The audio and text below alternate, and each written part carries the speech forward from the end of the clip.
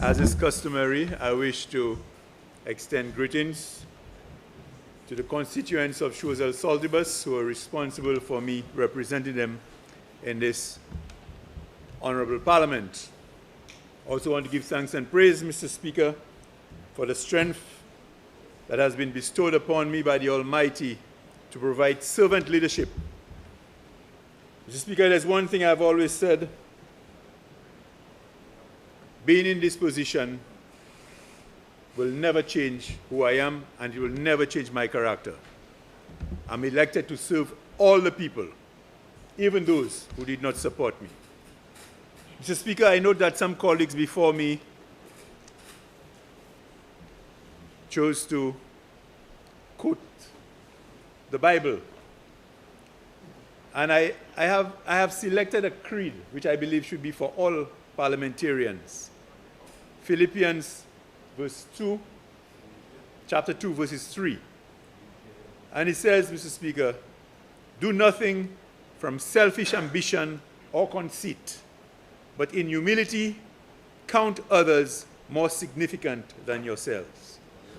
And that should be the creed for every single one of us here, Mr. Speaker. And why do I say that, Mr. Speaker? Because, Mr. Speaker, there are some people who believe that they are the parliamentary representative for Choiseul Saltibus. Mr. Speaker, I have always said, Mr. Speaker, that anything that is for the benefit of Choiseul Saltibus, I will support. And so when, Mr. Speaker, I post on my page to the whole of St. Lucia and the world to come to Choiseul to support jazz, Mr. Speaker. And some people believe that I am in no position to post on my page as a parliamentary representative asking people to come to support jazz in Choiseul because Bradley is not the one who's bringing jazz to Choiseul. Mr. Speaker, Choiseul Jazz, there are a number of vendors who will benefit from jazz coming to Choiseul. And I have to support it, and I have to try to ensure that as many patrons as possible come to the community. And I want to tell the Prime Minister something. I want to tell the Prime Minister, Mr. Speaker, that's my introduction, you'll get your turn. You'll get your turn. That when he is selecting a candidate, make sure that person is person-centered and not self-centered. Okay? Make sure. Mr. Speaker, in that same spirit and character, I would like to also invite the whole of St. Lucia to come to Choiseul on Friday to support the Choiseul Craft Masters during battle against the Soufre Stumpers. And as our record has shown, Mr. Speaker, excuse me? That is tomorrow evening at 7:30. It is the SPL. And Mr. Speaker, hopefully other members will not speak so much. I'll be able to get out of it. And Mr. Speaker, I just want to, of course, boast about the performance of the Choiseul Craft Masters. Every game that we have played so far, we have been victorious. We defeated the Mikud Eagles, the Babono Leatherbacks, and the Monrepo Pioneers. And the Monrepo Pioneers surely got a terrible whooping, Mr. Speaker. So, Mr. Speaker, come Friday, come support us. And I'm hoping also to see the member for Castries Southeast, because they have the South Castries Lions, Southeast Castries Lions, praying on Sunday at 7:30. So I want to encourage all of you all, Mr. Speaker. Because you see, Mr. Speaker, the people who want to spread hate, I'll tell you one thing what hate does, huh? Hate promotes cancer growth, okay? And let's stop that, okay? Let's stop it, Mr. Speaker. So, Mr. Speaker, I would also want to take the opportunity to sympathize with the many families who have lost loved ones. As I've said in the House, in recent times, my community seems to be going through what is locally termed Basil is in the area. And, you know, the most recent death, Mr. Speaker, I want to sympathize with the family of Mr. Matthew Jean-Baptiste, better known as Daus, who runs a disco called Why Wonder Disco, or used to run a disco, Why Wonder Disco. One of the first dance halls, or modernized dance halls and bars in the community. He passed away after a brief illness, Mr. Speaker. So, Mr. Speaker, as I come to the substantive part of my contribution, Mr. Speaker, and I was telling the member, the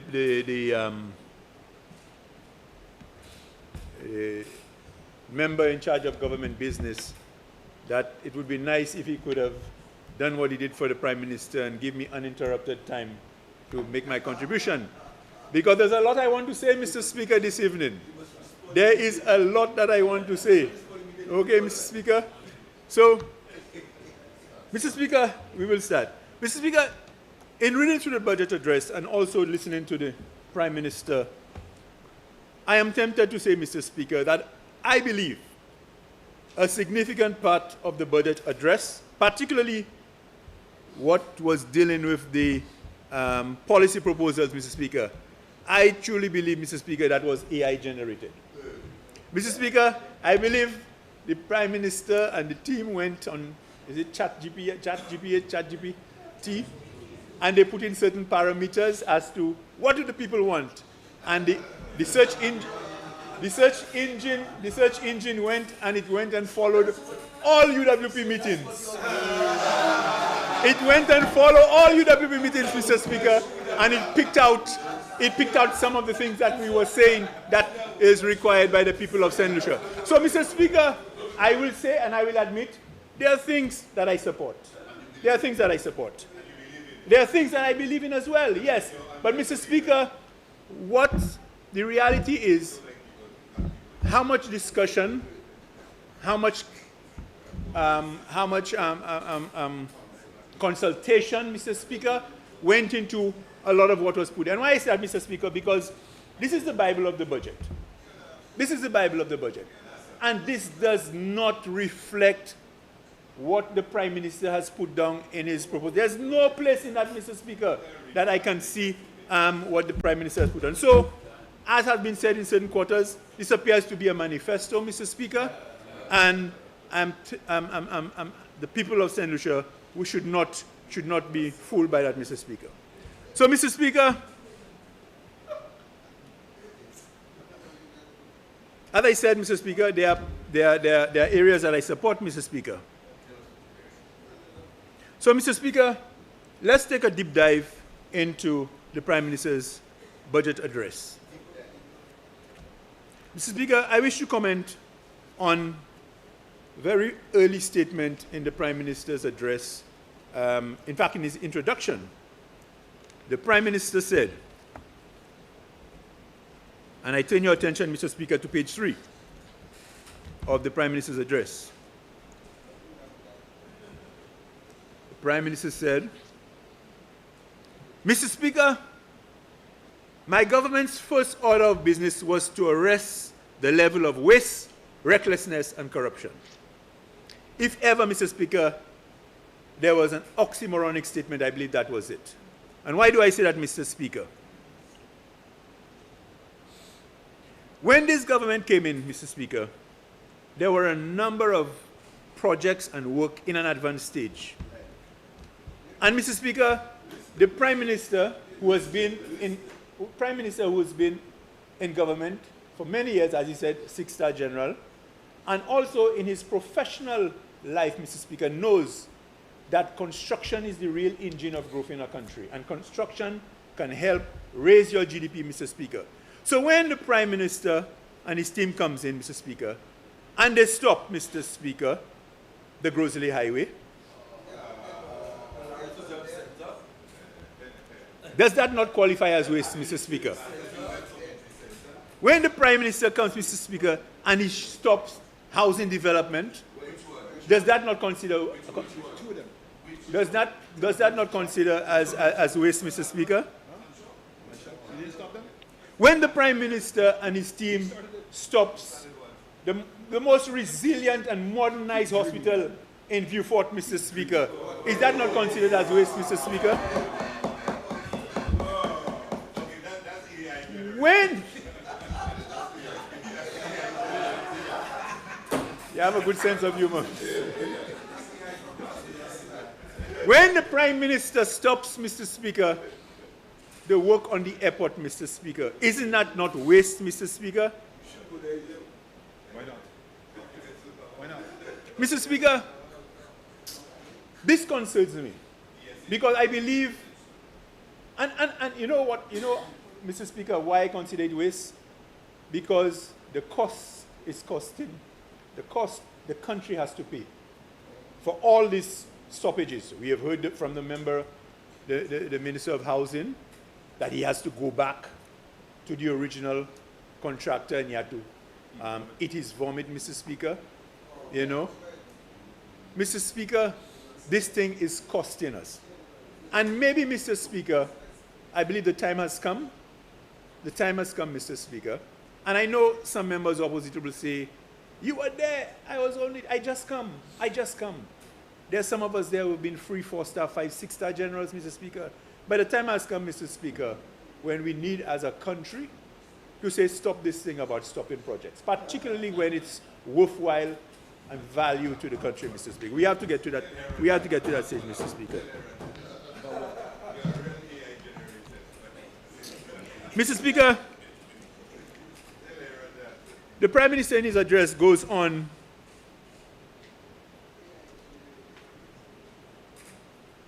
and he speaks, Mr. Speaker, and I've heard a few of my colleagues speak to, we have achieved the lowest level of unemployment on record, Mr. Speaker. Mr. Speaker, I would like to turn your attention, Mr. Speaker,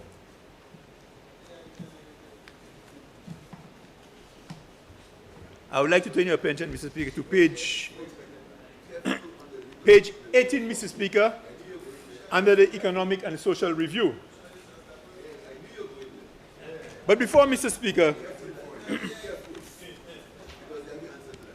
the decline, Mr. Speaker, and I'm reading from my notes before I quote the page 18. Before I speak to the Social and Economic Review, I want to read from my notes. The decline in the unemployment rate from 14% in 2023 to 10.8% in 2024 is largely attributable to a reduction in labor force participation rather than a significant risk in employment, Mr. Speaker. Specifically, Mr. Speaker, 4,086 fewer individuals were counted as part of the labor force in 2024.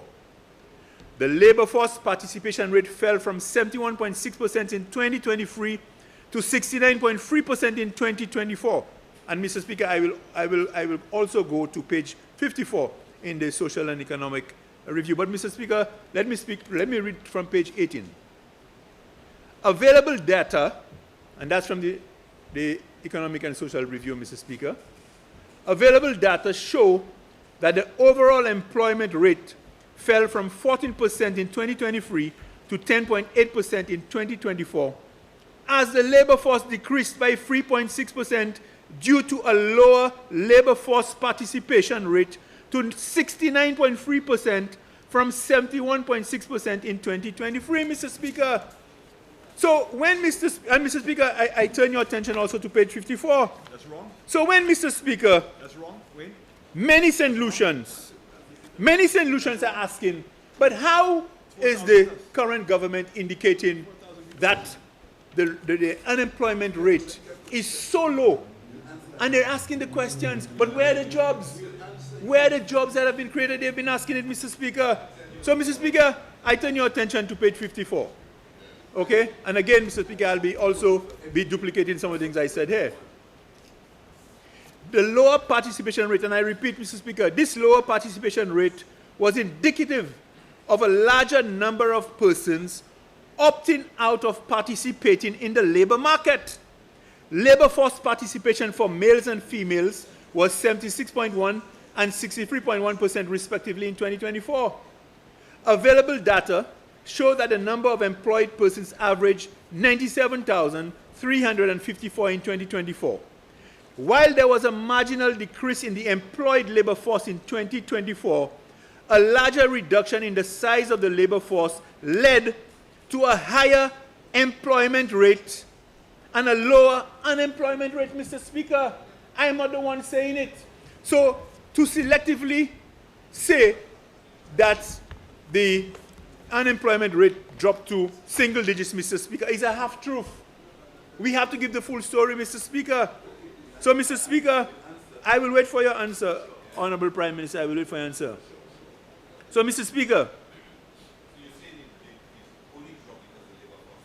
That's what you said.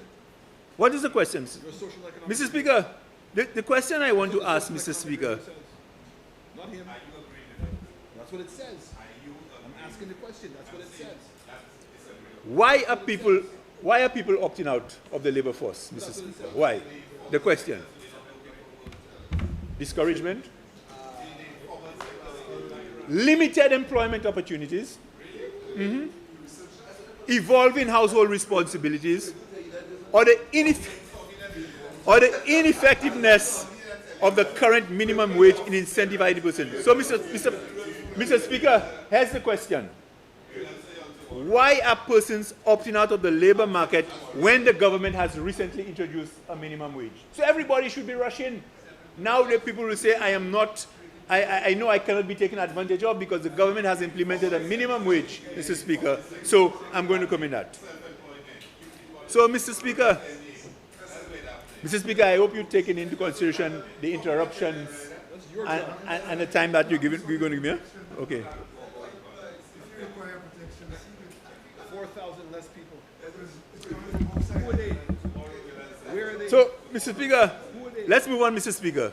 Where are they?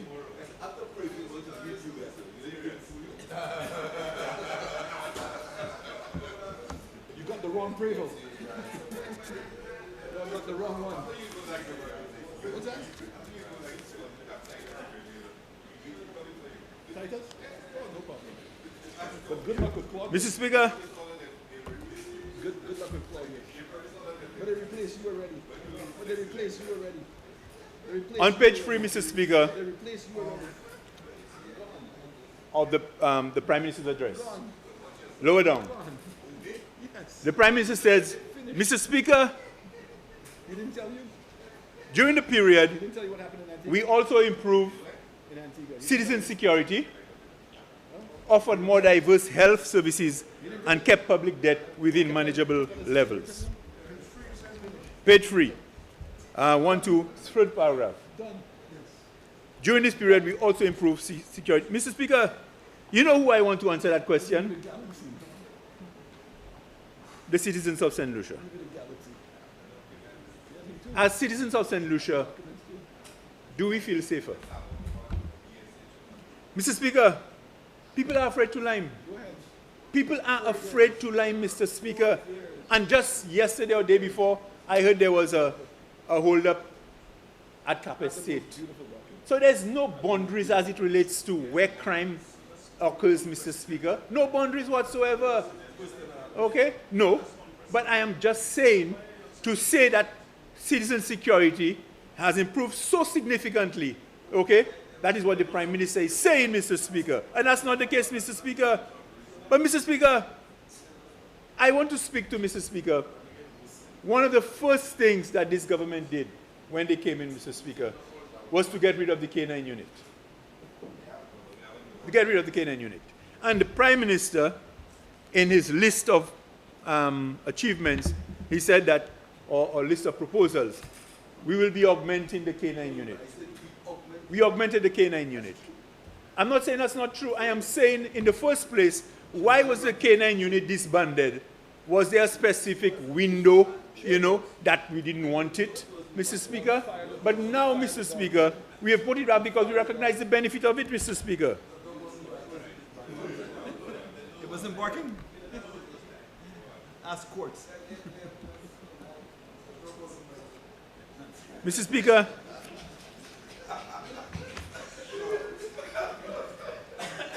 the Prime Minister in that same line, he said, offered more diverse health services. In that same line. Offered more diverse health services. Mr. Speaker, do you know since this administration came into office, more health centers have been closed? More health centers have been closed. Not as a result of mold and other reasons, Mr. Speaker. Okay? More health centers have been closed. There is an inability, Mr. Speaker, to obtain medication. Lack of beds. We all know it. I hear the stories every day, Mr. Speaker. And the Minister of Health, Mr. Speaker, the Minister of Health, Mr. Speaker, spoke in glowing terms, Mr. Speaker, of so many things. While he was speaking, Mr. Speaker, I got a message. I got a message. A lady sends me a message and she said, "Good afternoon. The minister is bragging, but I am left with a massive bill for medication which was used for my 92-year-old deceased husband at St. Jude's." That's a fact.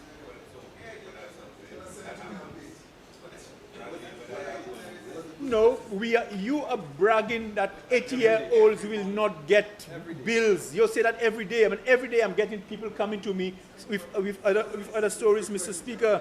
That's the fact. That's the reality. Let's not run away from the fact, Mr. Speaker. Not the fiction in the house. Not the fiction in the house. Mr. Speaker, let's move to page 4.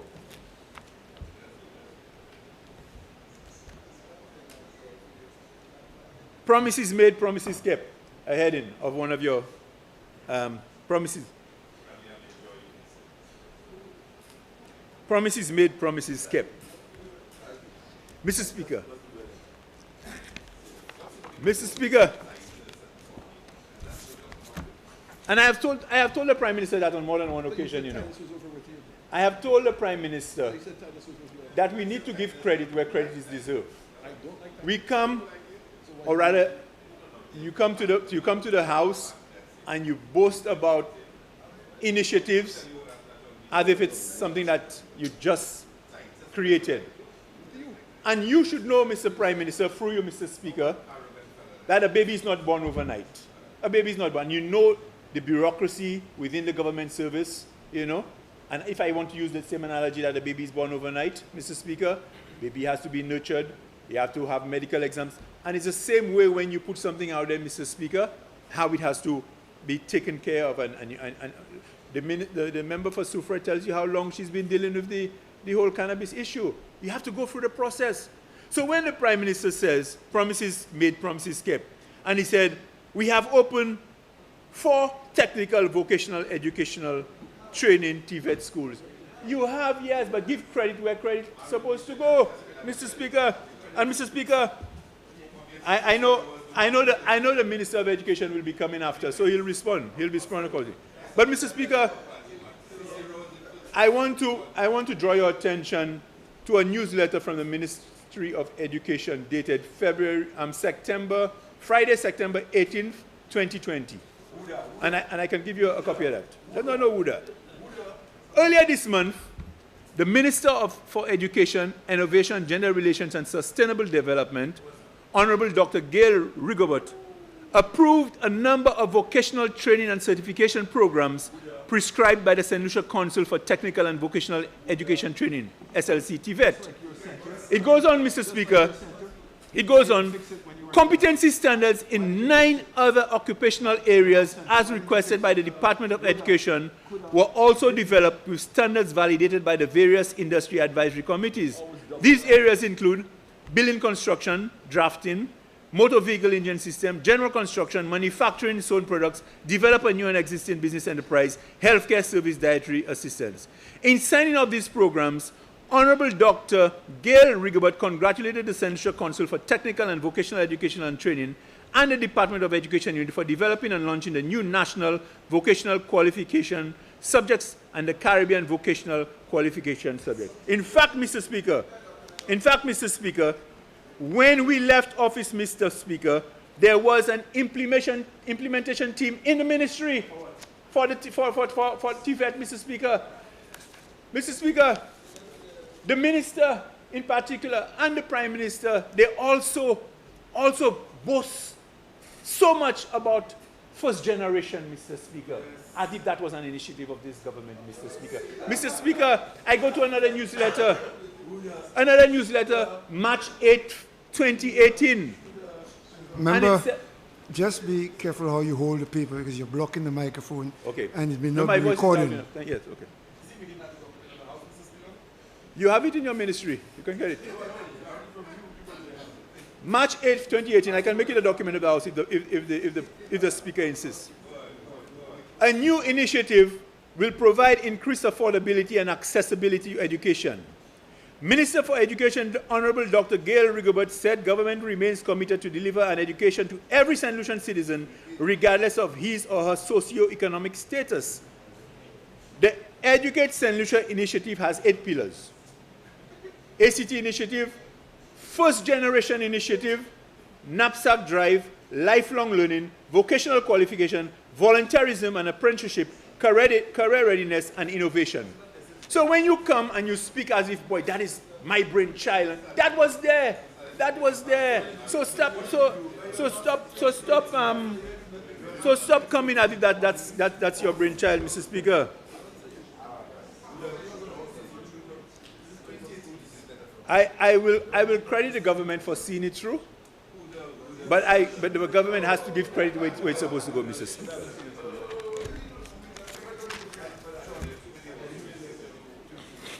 Mr. Speaker, I turn your attention to page 11 on the Prime Minister's address.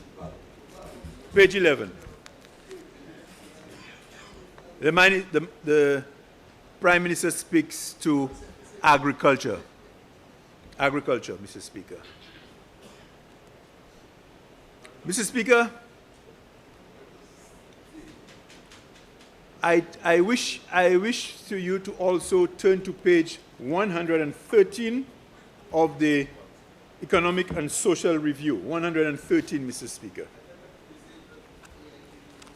And I wish to put some statistics out there. And remember, Mr. Speaker, I am quoting from the Social and Economic Review. This is not my words, Mr. Speaker. Mr. Speaker, the last full year we had in government was 2020, Mr. Speaker. And the volume of bananas exported, the volume of bananas exports by country, tons. To the United Kingdom, we exported 4,971,300 tons to the UK, and the Caribbean region, the Caribbean region, 3,414,000.6 tons, Mr. Speaker. The year before, which is not in this, Mr. Speaker, 2019, we exported to the UK 11,622 tons, Mr. Speaker. So, Mr. Speaker, when you... No, it's tons, Mr. Speaker. Tons. 11,000. I said 11 million. Oh, sorry, 11,000. 11,000. 11,000. Thanks for the correction. Thanks for the correction. Mr. Speaker, let us compare that export, as I said, our last full year in government, to 2024, Mr. Speaker, where this government exported 7.4 tons to the UK and to the Caribbean region 2,480 tons, Mr. Speaker. In fact, Mr. Speaker, when you convert that into dollars, in 2020, from the UK, we got $9.4 million EC from the UK, and the Caribbean region, $4.3 million. And the year before, we're talking about $18.3 million in banana sales, Mr. Speaker. In 2024, Mr. Speaker, would you believe we got no money from exporting bananas to the United Kingdom? None whatsoever, Mr. Speaker. So when we talk, Mr. Speaker, about how much we've been doing for the banana industry, these are the facts, Mr. Speaker. And, Mr. Speaker, I will say it in Creole. À l'année 2020, nous te voyez l'Angleterre, 4900 tonnes figues. Tonnes figues. Mais gouvernement SLPA, Mr. Speaker, yote voyé l'année passée just 7 tonnes figues. 7. It's there in the social and economic review. It's not my words, Mr. Speaker. So, Mr. Speaker, page 114. Mr. Speaker, you know, my good friend, the Minister of Agriculture, he has a heavy crown. I will not deny that he has a heavy crown to wear, Mr. Speaker. The issue, Mr. Speaker, is not all what that he's saying that he's giving to the farmers, you know, Mr. Speaker. That is necessary. But the issue is we need a reliable market. And that is why when we come here and we try to ridicule the whole issue of shipping bananas to France, the attempt is being made to source markets. That's at least the difference. That's the difference. We're trying to source markets. Okay? So when we make an attempt, Mr. Speaker, you come to the House and you try to ridicule it. What have you done to get new markets for the bananas, Mr. Speaker? But Mr. Speaker, we have to help the farmers. We have to help the little farmers, Mr. Speaker. And I say that, Mr. Speaker, because while the Prime Minister is out there taking out VAT on many, many items, which is commendable, Mr. Speaker, let us look at the boxes that farmers are using and also look at removing VAT on the boxes. Let us look at that as well, Mr. Speaker. We have to try to help the farmers in every way that we can, Mr. Speaker.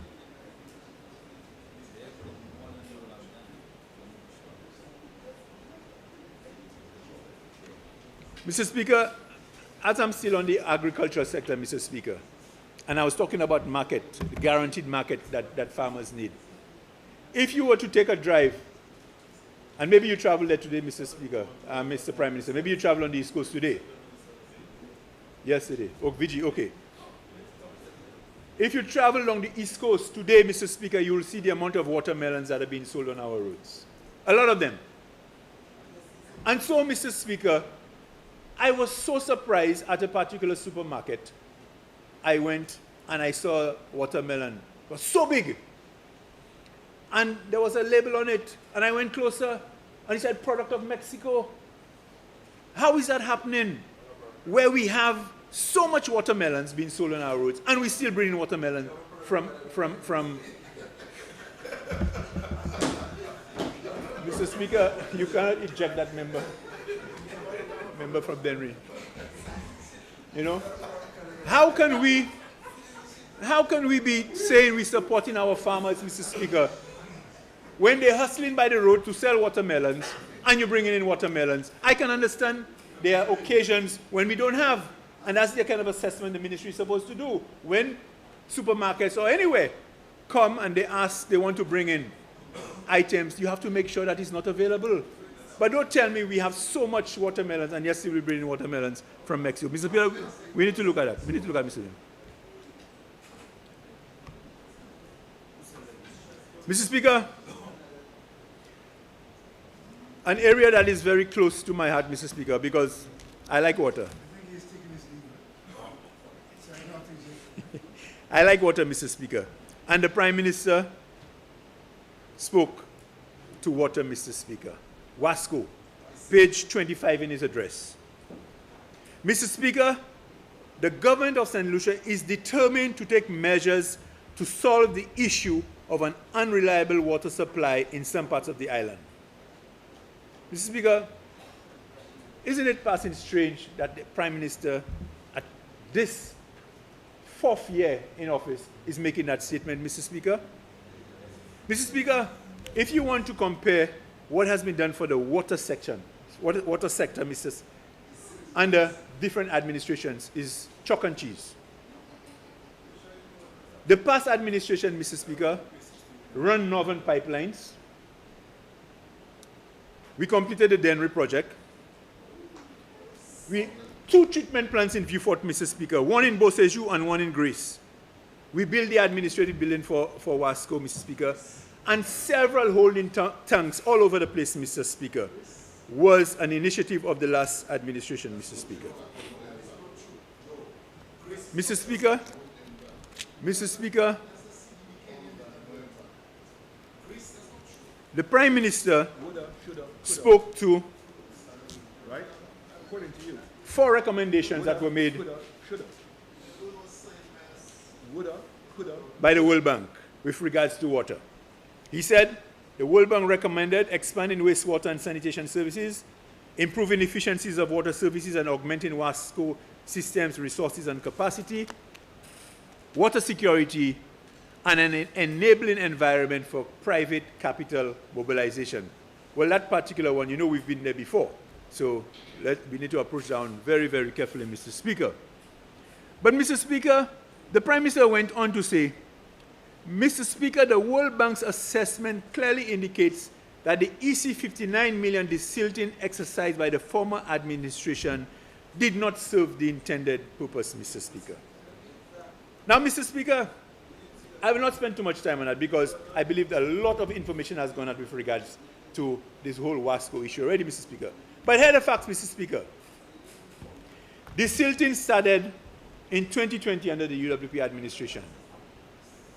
And if you want accurate information, WASCO has it, the NERC has it, CDB has it. You can go to any one of these areas and you can get the information, Mr. Speaker. And, Mr. Speaker, the facts have spoken that the dam was heavily silted as a result of in particular, three incidents, disaster incidents. Tropical Storm Debbie in 1994, Hurricane Thomas in 2011, and the Christmas Eve trough in 2013. Mr. Speaker, the dam has a capacity of 700 million cubic, is that what it is? Gallons, yes. 700 million gallons. But silt, Mr. Speaker, has actually displaced 400 million gallons. So where we had 700 million gallons, we only have 300 million gallons of water now in the dam. Mr. Speaker. Member for Castries Office. Mr. Speaker, I rise on 42.6 rules of debate. The member made reference to water tanks being the part of the administration, and I spoke in my presentation to a water tank being built in Shrosel. I need to state that this water tank of 100,000 gallons that was recently commissioned was a project conceptualized in 2016 under the Labour Party administration. And the BNTF project cycle takes approximately 5 years. So the column bed water project, water tank of 100 gallons, and the water project that you just commissioned are projects under this administration. Mr. Speaker, I challenge the member, okay, to go and look at who made the request for the BNTF, under that BNTF for that tank in Shrosel. Who made it? That was made under our administration, Mr. Speaker. And let me tell you something. When you see I speak, I will speak. Okay? And I will bring documentation, Mr. Speaker, next time we have a sitting of the House, and you will apologize. And you'll apologize, okay? Okay. So, Mr. Speaker, we'll move on. I said, Mr. Speaker, silt displaced 400 million gallons. Mr. Speaker, the studies show that the amount of silt that was in the dam is 1.5 million cubic meters of silt, Mr. Speaker. And the expert indicated it would have taken us 10 years to clear that. The work that was done, Mr. Speaker, was only 1 year work. 1 year work. It cost us $20 million or $22 million to build a disposal pit, and the balance was to do the desilting, Mr. Speaker. Now, obviously, I believe any government would put their hand on their head and say, boy, that's a lot of money to continue spending to desilt. So, obviously, it's a nightmare, Mr. Speaker. But this government did not continue any desilting at all, Mr. Speaker. And God forbid we have any major incident, any major disaster, Mr. Speaker. And I've always said maybe the whole issue of WASCO is not sexy enough, Mr. Speaker. But God forbid we have another incident and our level of water in that dam is significantly reduced. Member again, Mr. Speaker? Suzelle, I don't mean to interrupt you, but the section you quoted and what you're saying there, There's no connection. Regarding? You quoted what he said the World Bank said.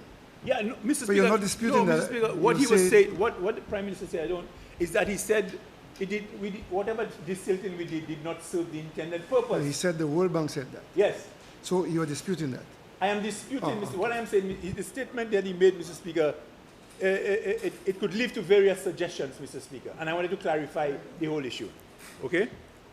So, Mr. Speaker, I believe that while the Prime Minister must be commended for the whole, the lines that you want to bring in, the raw water lines, Mr. Speaker, that's commendable, but it should be done hand in hand with a continuous desiltation project, Mr. Speaker, because we could have a major problem on our hands, Mr. Speaker.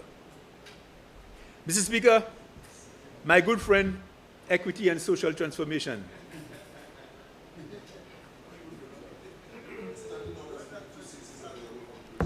Mr. Speaker, I turn your attention to page 57 of the Prime Minister's address.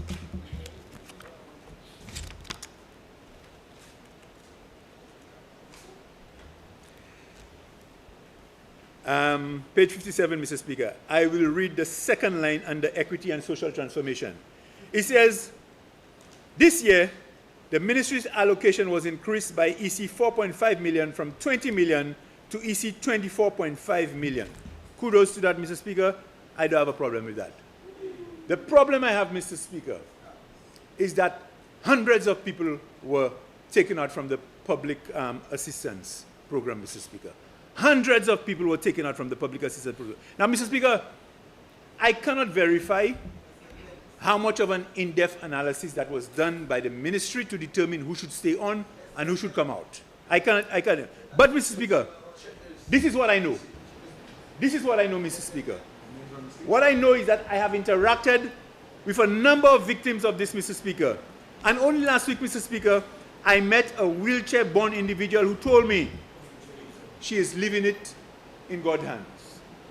Member for Cash's office. Thank you very much. Again, Mr. Speaker, I rise on the Standing Orders 32.6 rules of debate, and I need to clarify this, which that Yeah, standing but order make the point, don't give a speech. Thank you. Mr. Speaker, the assessment of everyone on public assistance was done on the SLNet 3.0. Persons were scored in 4 categories. Category 1. Remember, but don't you want to rise after his presentation to clarify that? Because you're going to be limited in what you say now, but you can rise later on after his presentation to make a full explanation. So guided, but I do not want it to continue to mislead the public, Mr. Speaker, and that's my fear. Mr. Speaker, I'm not misleading. I'm stating the facts, Mr. Speaker, that there are people who were taken out on the public assistance program, Mr. Speaker, and I am not sure what sort of analysis was done. And Mr. Speaker, you see, Mr. Speaker, let me tell you something, Mr. Speaker. Mr. Speaker, there are many of our senior citizens who at one point in their life, they worked very hard. However, Mr. Speaker, they made no nest egg. They have no nest egg. So they may have a house. They may have a house. You may go and see them and they have a house, Mr. Speaker, but they're not working. They have no income.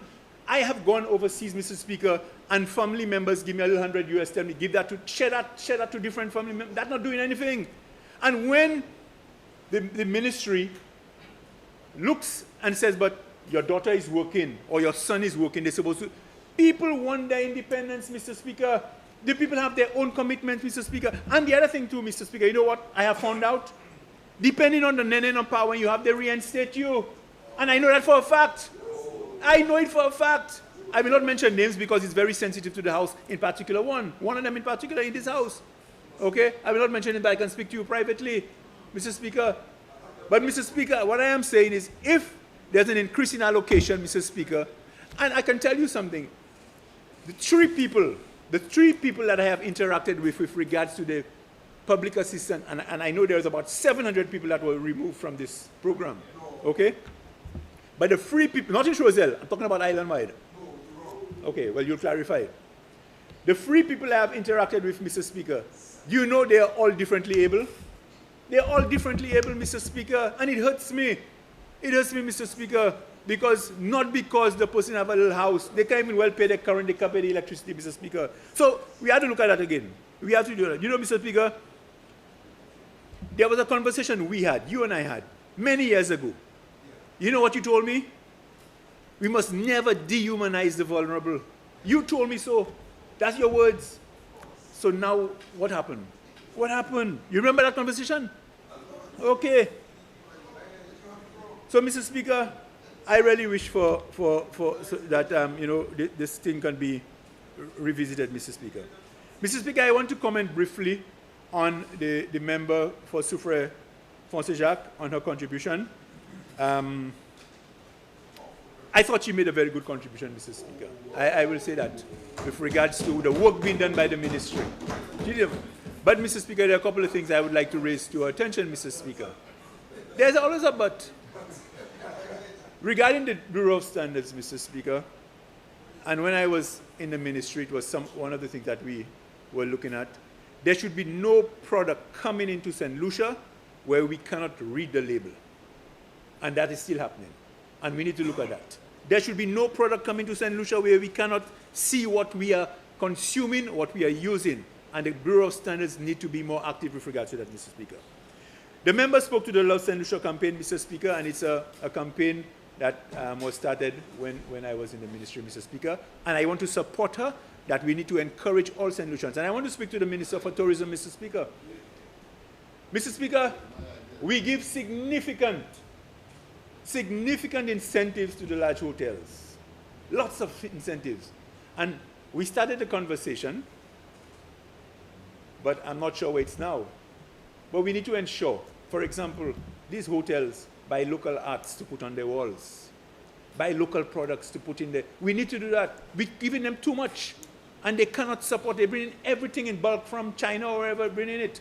We need to ensure that there's something in that clause that we put in with regards to the incentives, that a certain portion of what you're purchasing has to be local. And I hope it's not one of the, we don't go into the situation where we have with the chickens. We know what goes on with the chicken situation.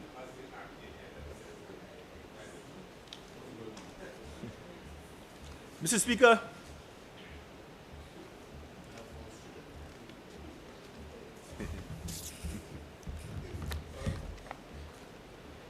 Mr. Speaker, I want to speak to an observation I made in the estimates of revenue and expenditure, Mr. And I turn your attention, Mr. Speaker, to page 927, where we discuss grants and contributions to various entities. Mr. Speaker, I notice that we are given $1,814,000. Member, while I will allow you to proceed, you are aware this is the policy debate, and that the debate on the estimates... It comes back to that, Mr. Speaker. But the debate on the estimates is over. But I will allow you some latitude. I'm drawing reference to this to come back to the policy, Mr. Speaker. Mr. Speaker, $1,814,300 paid to the St. Lucia National Lotteries, Mr. Speaker. Now, Mr. Speaker, why I bring that up, Mr. Speaker? Always be careful. Why I bring that up, Mr. Speaker? Because, Mr. Speaker, That's the only person the St. Lucia National Lottery Stop threatening people. took a loan of $80 million guaranteed by the government to improve sporting facilities around the island, Mr. Speaker. Honestly.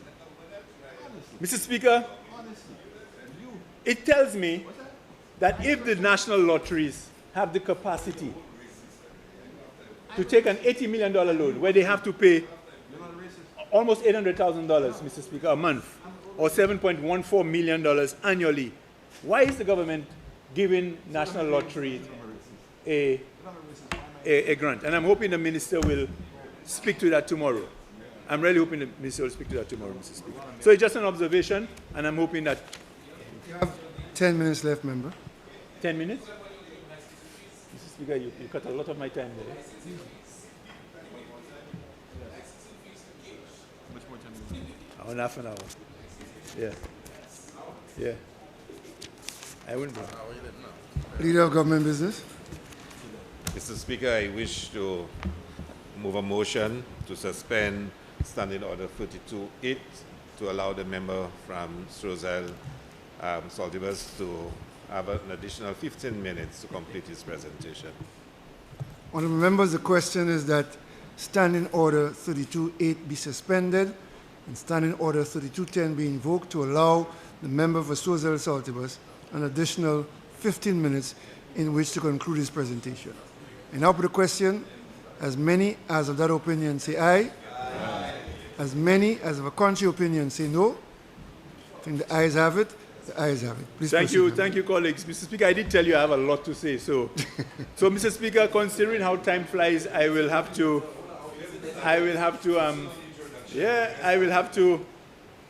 jump forward, Mr. Speaker, and speak to maybe some of the things I believe are critical in terms of bringing to the Prime Minister's attention, Mr. Speaker.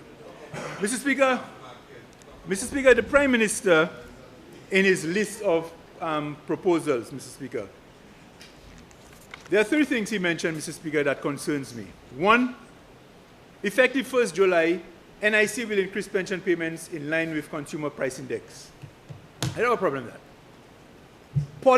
Police, fire, and correctional officers who have served at least 20 years and reach the age of 55 will qualify for an NIC pension. No problem with that, Mr. Speaker, although, there's a lot I can say about that. And also, Mr. Speaker, I think it was it last year or earlier this year, there was another NIC increased the minimum pension to $500. So, Mr. Speaker, why am I raising that, Mr. Speaker? And I'm not sure, I was joking with the member for Sufra. I said, member, as a former head of NIC, I'm not sure whether the Prime Minister had discussions with you before a lot of these things. Because about 15 years ago, Mr. Speaker, in another place, I remember having conversations with the actuaries of NIC. And one of the things they said to us was, unless something changes, NIC's longevity will go on. We don't have much to go. I think the date they said was 2049 or 2050 or something like that. Yeah, Mr. Speaker. So there are options they have. No, they came to a meeting, Mr. Speaker. In fact, okay. The member said they didn't tell me that. Yeah, okay. But we had a meeting to discuss it. But Mr. Speaker.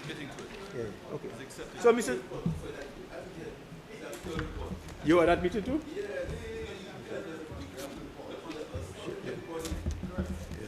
So, no, but Mr. Speaker, it's important, and it's very important what I'm about to say. So, Mr. Speaker, in fact, Mr. Speaker, the 2024 Article 4 report from the IMF also spoke to the national insurance is on a trajectory towards insolvency by 2051. Why am I raising that? 2051. Why am I raising that, Mr. Speaker? I'll tell you why I'm raising that, Mr. Speaker. Because, as I said, they have options. You increase the age, you increase the contribution, and there's a third one. You make sound investments. Okay? So this is why I'm saying sometimes we play politics, Mr. Speaker, for no reason. Because when NIC borrowed Cabot monies, Mr. Speaker, and the political surrogates and everybody, Mr. Speaker, made so much fuss about lending, but that was a sound investment. Mr. Speaker, Cabot was so concerned. They closed the loan in 2 years. You know how much NIC got for that 2 years? $2.4 million. $2.4 million for 2 years. Had that loan gone to the length of the original facility, they would have made $12 million easy. And these are the kind of investments we need to supplement the NIC. So we need to stop these political things when it comes to some of our state institutions, because we know better. And I know you know better, Mr. Prime Minister, because that's your field. That's your field. You know these things. So, Mr. Speaker, I wanted to raise that because I'm very concerned as it relates, Mr. Speaker, to, I'm happy. Fundamentally, I'm happy to the people who's going to benefit, Mr. Speaker. But I'm saying there must be a conversation as to now, what's going to happen with NIC. Now, are we expecting to see an age increase in the future? I don't know, because there's no information on that, Mr. Speaker. Mr. Speaker, when I say that the government did some searching and they explored some of the things that we were talking about, one of the things I'm talking about, Mr. Speaker, The Prime Minister, in his policy proposal, said, effective 1st May, the price of fuel will be capped at $16, Mr. Speaker. Your first wife, how was she? Mr. Speaker, How was she? How was she? today, Mr. Speaker, a price of a barrel is $63. In 2019, Mr. Speaker, 2019, a price of a barrel was $75. And we had capped fuel at $13.95 in 2019 when a barrel of fuel cost $75. Today, it is $63, and the Prime Minister has decided to cap $16. Not even $1 you take out, you know, Mr. Speaker. Not even $1, Mr. Speaker. You know, 50 cents. 50 cents, you know. So I'm really hoping the Prime Minister rethinks that, because when that fuel price was going on, we are looking for a bigger drop in that, Mr. Speaker. So I want you to come again with that, Mr. Speaker. I'm very happy, Mr. Speaker, that the Prime Minister has realized the pain that he caused the middle class with regards to the new tax structure. I'm very happy, because I can tell you, Mr. Speaker, people would come to me and tell me, you know, I never had to pay inland revenue when I file, and they had to pay inland revenue this year thousands of dollars, Mr. Speaker. Thousands of dollars. I'm a victim. I'm a victim. I'm a victim, Mr. Speaker. So, Mr. Speaker, I want to advise, Mr. Speaker, that the government still looks into this, Mr. Speaker, and provide additional support, Mr. Speaker. Because you will all remember, Mr. Speaker, in your last manifesto, you promised $48,000 would have been the cap. It's a promise not kept. A promise not kept, Mr. Speaker. So are these just promises that will not be kept? We have to look at these things, Mr. Speaker. You know, Mr. Speaker. There's also, Mr. Speaker, where the Prime Minister indicated that people who are established as government employees who are daily paid or classified as wage earners will be given permanent employment after 2 years, Mr. Speaker. As far as I'm aware, under the Labor Code, if your contract is applied, if it's broken then, but if your contract is renewed for 2 consecutive terms, you become permanent, Mr. Speaker. So I don't know, that's just something to make people. Mr. Speaker, you'll correct me. Yeah. Mr. Speaker, so that's a wish list, Mr. Speaker, because I was very surprised that the member for Soufrière was not so elated, Mr. Speaker, with the senior citizens' home that was going to come to Soufrière. You know, she should have been jumping high and low, you know. I didn't hate her. She had to say it for the whole world to her, Mr. Speaker. You know, and Mr. Speaker, we know, Mr. Speaker, the Soufrière administrative building, Mr. Speaker, as well, that's something that we, Mr. Speaker, conceptualized under our last administration, but we lost the elections, Mr. Speaker. Mr. Speaker, the Prime Minister also spoke about period poverty. And that's a good initiative. But you know my concern? This is my concern, Mr. Speaker. How is it going to be run? And I really wish, you know, we can come to that point. Because, and I'll tell you why. You see the indignity that can happen if this thing is not run properly? That's my concern. Because I know for a fact the amount of bullying that goes on in schools, Mr. Speaker, bullying that goes on in schools. And if some of these things are not properly managed, the child can be a victim. And I'm very concerned. Should it be the Ministry of Education? Can it not be the Ministry of Social and Equity? I don't know. I'm just saying there should be a lot more discussion, because I'm really concerned about how it's going to be run. Is it the councillors who's going to be in charge? Who's going to know that a child cannot, you know, afford, you know, yeah. So I wanted to raise that, Mr. Speaker. Mr. Speaker, I'm going through very fast because time is flying, Mr. Speaker. Mr. Speaker, the government also wishes to pay CSC subjects, 2 more CXC subjects, Mr. Speaker. I can be vexed with that. Mr. Speaker. But, Mr. Speaker, There is a but, Mr. Speaker. I have a problem in the government paying 2 extra CXC subjects for the member for Castries Southeast. They can afford it. Southeast, whichever. They can afford it, Mr. Speaker. And I believe, Mr. Speaker, at this time, we really look at who really requires this thing, Mr. Speaker. Okay? No. They are vulnerable. Let me tell you know why I'm telling you that? Listen to why I'm telling you that, Mr. Speaker. Mr. Speaker, in my constituency, there are parents who cannot pay no subjects. No subjects. Okay?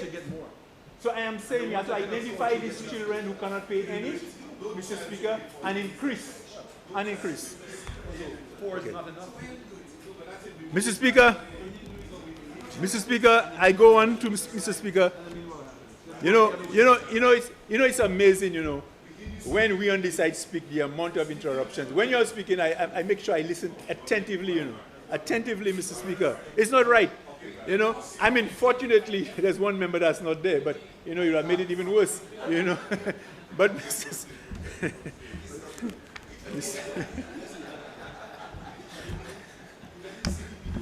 Speaker,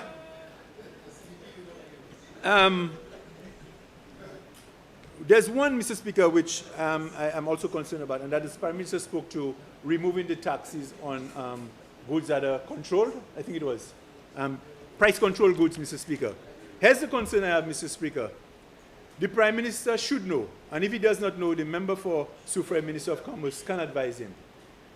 You cannot do that unilaterally, okay? Based on the Treaty of Chaguaramas, Mr. Speaker, this must be approved by quoted, particularly if the goods are produced within the region. If the goods are produced within the region, and in your note you mentioned cornflakes. So if cornflakes is produced in Trinidad and you want to bring cornflakes from America, you cannot take out the duties on the cornflakes from America because Trinidad will have a problem with it. Income duty, 0.5. Okay. I'm not sure. Okay. Yeah. Okay. So, Mr. Speaker. So, Mr. Speaker, let me quickly address some issues in my community, Mr. Speaker. Mr. Speaker, during my time in office in government, there are a number of land acquisitions that were made, Mr. Speaker. Land were acquired in La Pointe, Delse. Did the member for Denry say I said that last time? Right, we can. La Pointe, Delse, Monsian, Newfield, and Lafargue, Mr. Speaker.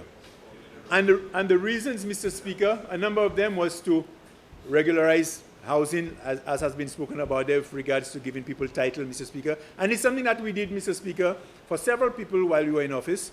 Some of them was also, there have been lands that have been identified as plain fields for so long, and they were never acquired, Mr. Speaker. So that was done. Green spaces was one of the reasons why we also acquired some property. Various economic activity, Mr. Speaker, and also to preserve our patrimony, Mr. Speaker.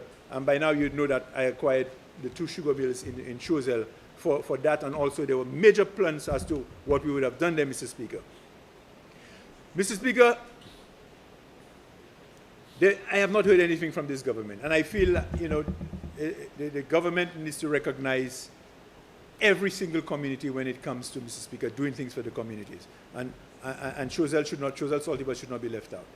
The member for Ancillary Canneries promised me in his next contribution, he will tell me why the HRDC were not open in PI and in Roblo. Because this morning I paid close attention when the member for Castries South was speaking, and he said the importance of these facilities. And a lot of us have spoken about the importance of these facilities. The member for Grosile said he opening one just now. And it is not me. That's been, the people are waiting for that, Mr. Speaker, and we should not be, and Blasha also has one that has not been opened, Mr. Speaker. And these things have been lying there for over a year, Mr. Speaker. We must put an end to that thing. The people need their community centers, Mr. Speaker. The Minister of Infrastructure is not there, but I hope he gets the message, Mr. Speaker. I have raised to his attention that there are 2 communities that require Bailey bridges urgently, and that is Daba and Cafe, Mr. Speaker. They are Bailey bridges. They have said they have that in abundance, Mr. Speaker. We had a discussion up to a day like today. Nothing, Mr. Speaker. I'm hearing roads being built all over the place. I'm seeing list of roads, Mr. Speaker. I would like to indicate some of the roads that I believe in Choiseul should be given some attention and priority, Mr. Speaker. Okay? And Mr. Speaker, many of these roads have been spoken to. In fact, the Ministry of Infrastructure sent a note as to some of the roads I would like to make priorities, which I did, Mr. Speaker, 3 years ago, and nothing has been done. The Dibrel to Montet Road, which is a ring road that can be used in the event there's obstruction of traffic on the main highway, Mr. Speaker. The Montgouche-Lewish Road, Mr. Speaker. Boaden, we require crash barriers in Durban, Mr. Speaker. The Opak Road, Mr. Speaker, they have been promising to finish it, Mr. Speaker. The Monjack Road, Mr. Speaker, I would really want, Mr. Speaker, that this thing is addressed, Mr. Speaker. Mr. Speaker, I want two more points before I close, Mr. Speaker. There's something that concerns me very much, Mr. Speaker, and that is, before we demitted office, Mr. Speaker, we had started what is called a bungalow farming village. We identified 20 acres of land, Mr. Speaker, and it was really and truly to empower young people, in particular women in agriculture, Mr. Speaker. Approximately 20 acres of land was identified. We, in bungalow in Choiseul, Invest and Lucia invested $200,000 in infrastructure. They bought pipes, they bought a major pump station for us. We built a pump station, Mr. Speaker. This government has come in, Mr. Speaker, and there has been no push on this, Mr. Speaker. In fact, Mr. Speaker, I'm hearing that the Minister of Housing wants to take over that land for another purpose, Mr. Speaker.